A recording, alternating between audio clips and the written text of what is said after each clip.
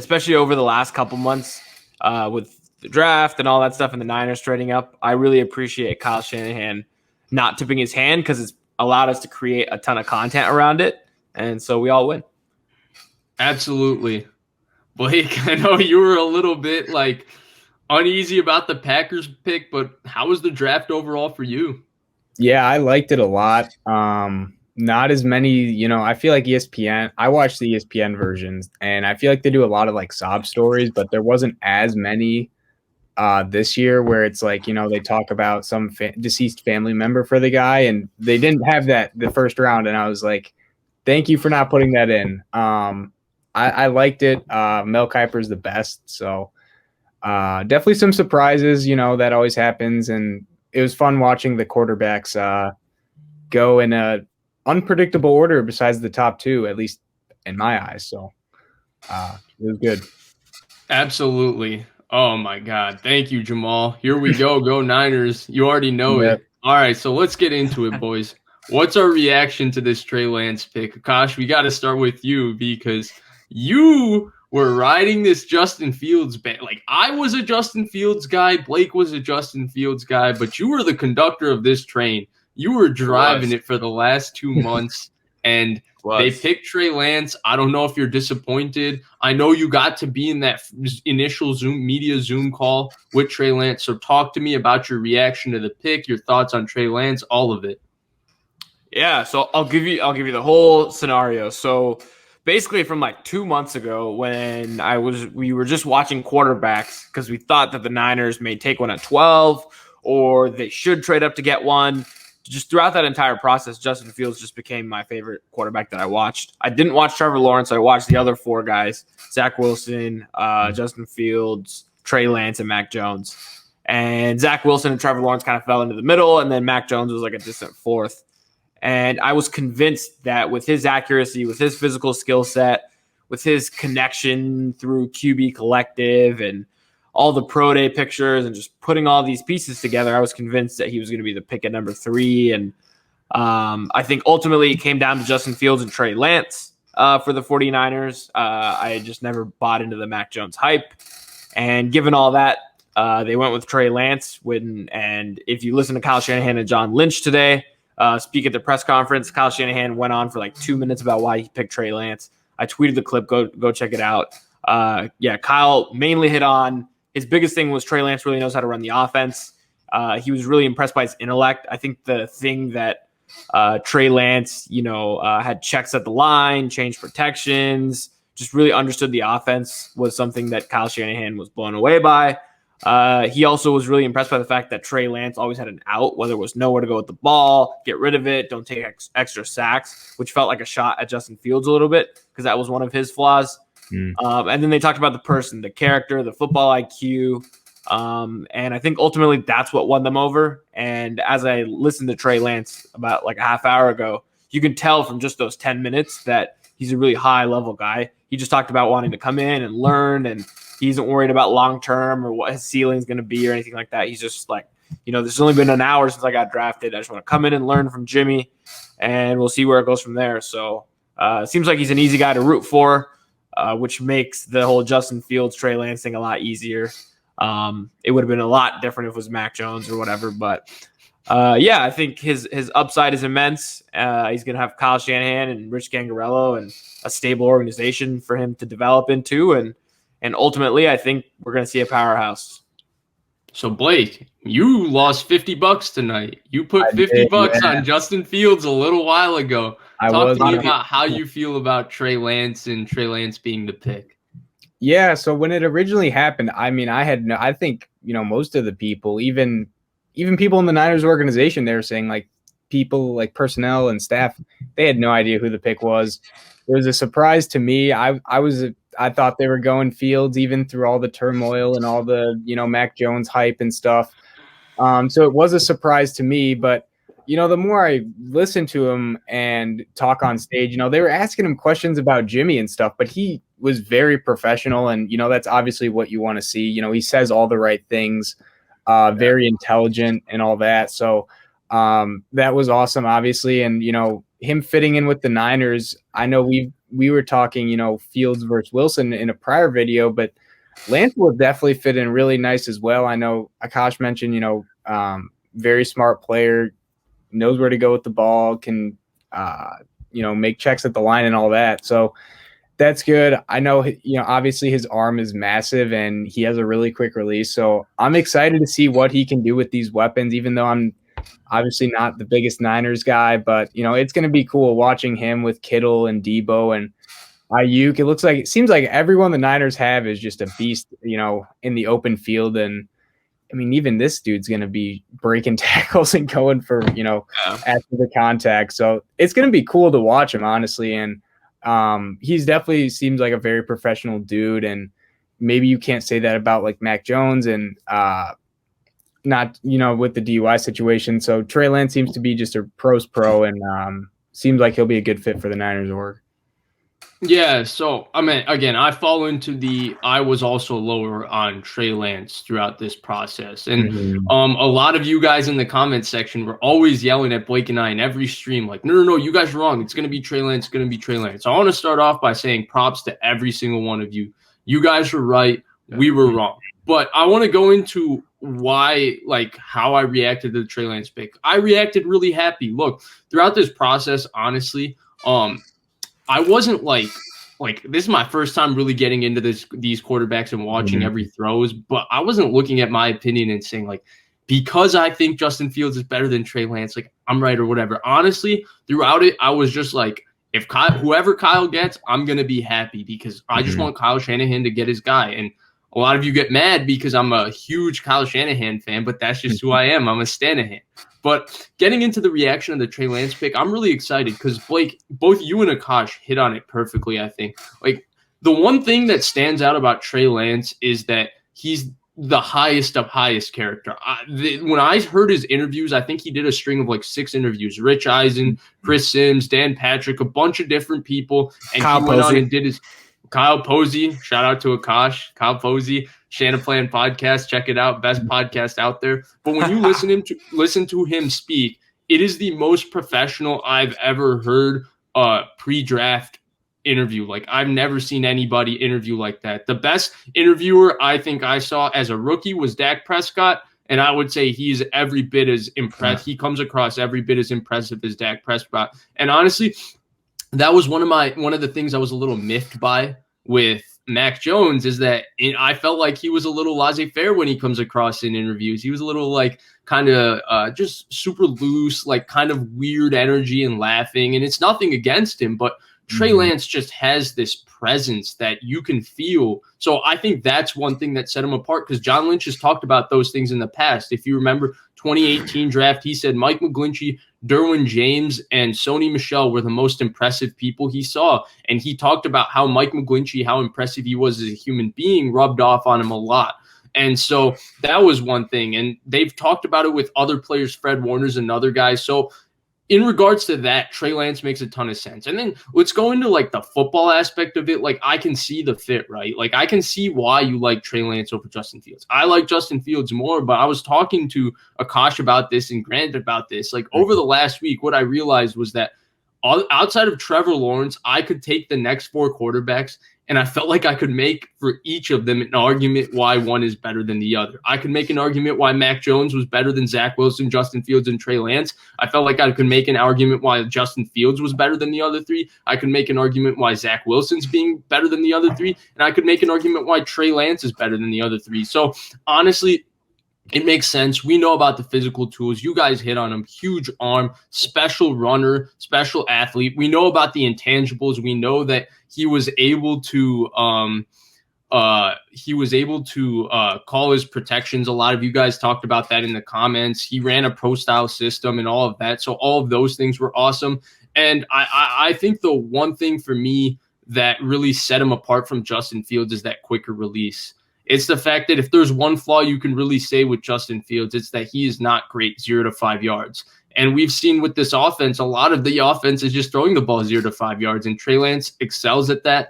And that's why I tweeted out right after, I think he should start because I think he's fantastic throwing the ball 0 to 5 yards. So I think you can have the Jimmy passing game with his run game as his accuracy and as he improves throwing the ball down intermediate and down the field, and as he gets more confident in that, we can definitely touch on that right here. But that's my instant reaction to the Trey Lance pick. I'm super excited as a Niners fan. We get this super mega talented quarterback, which we haven't had since Kaepernick. So that's awesome.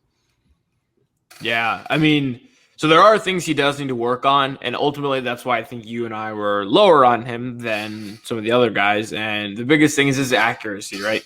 He might have been the most inaccurate quarterback of the top 5, I should say, which I was hesitant about, right? And it's hard to tell, is that like a lack of reps? Is that something he's worked on between 2019 and now? It's just hard to tell because there was just limited film, and even in his 17 games, I think he only threw the ball like 100 and 200 times, 190 times. It was some limited. It was 288 if you don't include the showcase.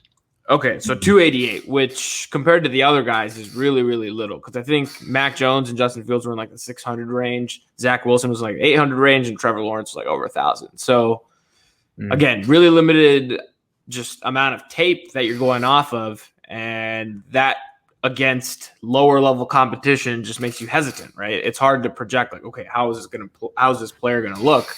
But the things that like you and I just cannot tell is, how does this guy do in interviews? How does this guy do on the whiteboard? How does this guy do in the Zoom meetings? Like all that stuff. And clearly he was like superior to the other guys. And I think that made Kyle Shanahan and John Lynch comfortable to go ahead and take a swing here. Interesting. Yep. And I wanted to ask you guys, so with they still have Jimmy. They don't know if he's going to, be cut or traded. Do you think it's a wise idea to have him there?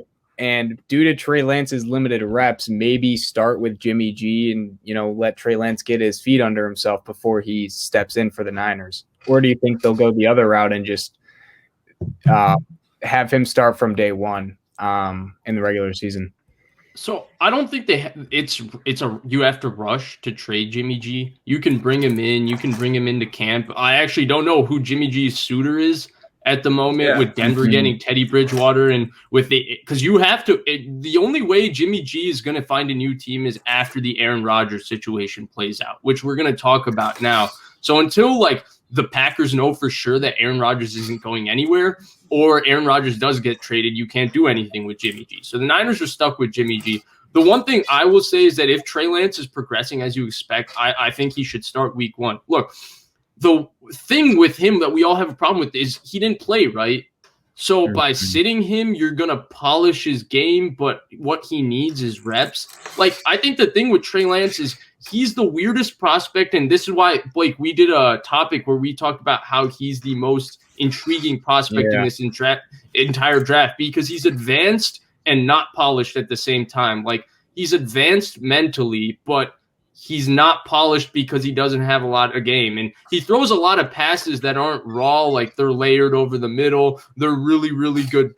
He throws balls with great touch occasionally. He throws some with great velocity. Like, he has these throws that are just the highest and highest of levels. And then he has these weird misses that are like, wait, how did you miss that? So like, he's intriguing because he's so polished, but yet not polished at the same time. Well, that's only going to improve if he plays. And that's where I say, like, if he's ready, I don't see the reason to start Jimmy G, because what is Jimmy G giving you that Trey Lance wouldn't be giving you? And with Trey Lance day one, and this is the most intriguing thing to me, with Trey Lance day one, this run game is going to be spectacular. When you add George Kittle, Deebo Samuel, Brandon Ayuk, Raheem Mostert, Jeff Wilson, with Trey Lance as this ball carrier, and hopefully he has all the ball handling where he can pull it in, pull it out, I didn't mean to say it like that, but we got you.